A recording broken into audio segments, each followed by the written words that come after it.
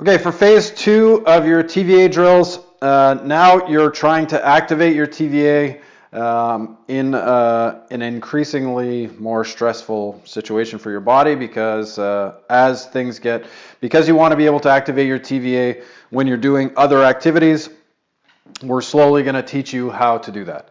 So starting in what's called 6-point.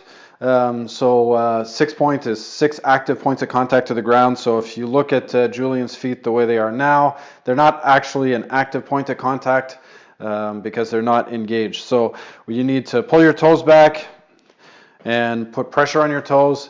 Initially, you don't need to put much pressure, like 1% of the weight on your toes. And how I divide the distribution of weight approximately out is, you have 50% of the weight on your hands, 49% of the weight on your knees, and then 1% of the weight in your toes to start with.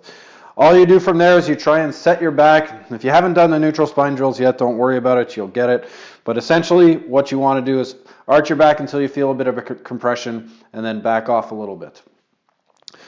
From an outsider's point of view, this exercise should literally look like you're doing nothing at all. So you're going to take what you did in phase 1, you're going to breathe in and push your stomach out, then you're going to breathe out and pull your stomach in as concave as possible. Nothing moves.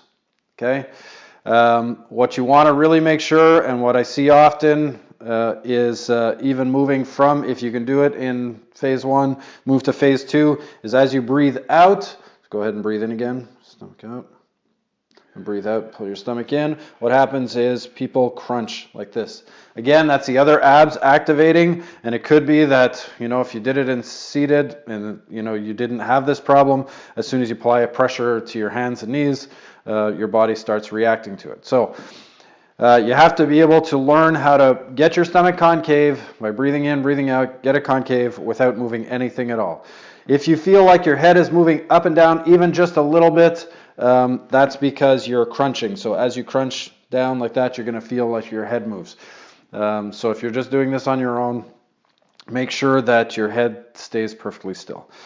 To increase the difficulty in phase 2, what we do is we apply more and more pressure to the toes until you get to phase 3, which is with your knees up off the ground. So what I tell clients, stay down for a second, is what I tell the athletes I'm working with is you start with 1% of the weight in your toes. If you can do all the sets and reps like that, then we go to having 50% of the weight in your hands, 25% in your knees, and 25% in your toes.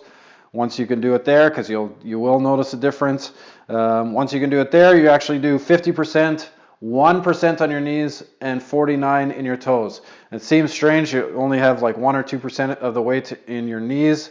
It's practically like having your knees up off the ground, but you will notice a big difference between having almost no weight in your knees and having no weight in your knees. So work your way through that. Once you can do all the sets and reps, pulling your stomach as concave as possible, really feeling it on the outside of your abs, and you only have like 1 or 2% of the weight on your knees, then you're ready for phase 3.